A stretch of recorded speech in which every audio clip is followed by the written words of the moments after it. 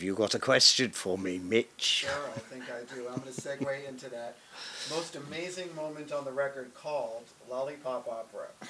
You've said it's basically a bunch of background noise and music to sum up Britain and all its wonderful ambidextrousness.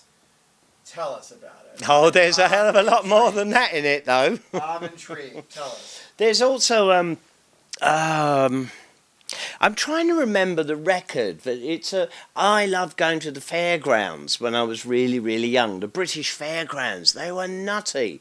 They were run by teddy boys, and there'd be this constant background of rock and roll done in a really crazy way. Teddy boy movement in Britain, I think, was the first true youth movement worthy of great acknowledgement. It was working class kids standing up. They took a deliberately brilliant, odd juxtaposition of clothing. Edwardian jackets, tight drainpipe jeans, brothel creeper shoes, the greasy duck-back hairdos, right? And nothing like this is in America. You had your own version of things. Although rock and roll came from America, what the English were doing with it was far greater, far more subversive, far more working class and understood. You know, we never had a problem with a black fella. You know, hello, black, white, we grew up with each other. Here you had all kinds of segregation and black people not being allowed to vote till 64.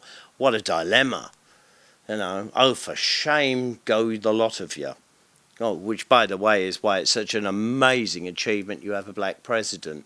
So well done, America. I mean, you've made up for it. But give the bloke a chance. It took Bush 8 years to wreck this country, and he's only had 4 years to repair it. One more term.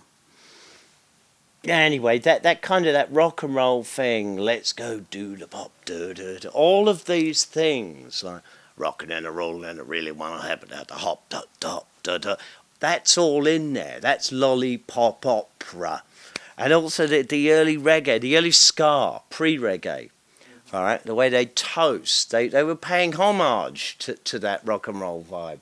And also they loved Jim Reeves in Jamaica, and they still do to this day. So you understand that music here, it crosses all boundaries, all cultures, all creeds, and etc. And Lollipop Opera, that's, yeah, if I ever wanted to use the term religious, it's a religious homage to all of those glorious things that were all clashing and fighting apparently with each other, but they're not. There they are, all thrown into the pot and stirred with a great big spoon. You know, with static cling thrown in for good measure. I love that song. I worked so hard in the studio to get that song understood. And I approached it in so many wrong ways with the band that it almost came to friction. Our version of friction, which is always creative. But finally, it was grasped that it had to be the sound of lunacy itself. And oddly enough, in lunacy, we find great peace, don't we? And that's Lollipop Opera. It's Rude Boy with rock and roll. And there's Greek, there's Turk, there's every culture catered for. It's the sound of a human being enjoying life. Yes, sir. It is the Lollipop Rock. Love that. On the album, I gotta rock at the pop at the Lollipop Rock. I gotta rock it at the Lollipop Opera. I love it so much. I love doing it live. I don't know as well ever grasp it like the record, but we don't need to. There's so deeper, darker and better and brighter areas for that thing to move into. I think a pill gig may have to move into 3.5 hours. That's the potential of a song like that. It's freed us up emotionally and spiritually. Well, that's a great place to be. A true religious experience without God's spell.